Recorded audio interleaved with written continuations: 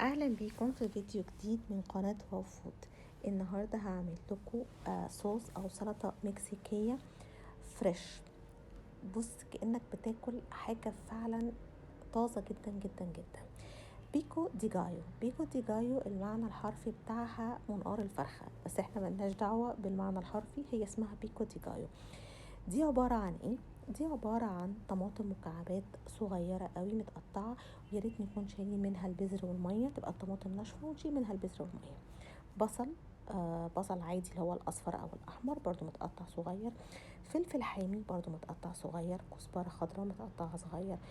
عصير ليمونتين بس ليمون اخضر. وملح، انا بصراحة بستخدم ملح الهيمالايا. بيبقى القوام بتاعه خشن ان كل حاجة متقطعة صغير مش مضروب في الخلاط. هي قريب شوية من سلطة الدقوس، بس سلطة الدقوس بتبقى مضروبة في الخلاط، لكن احنا بتاعتنا كلها متقطعة صغيرة قوي.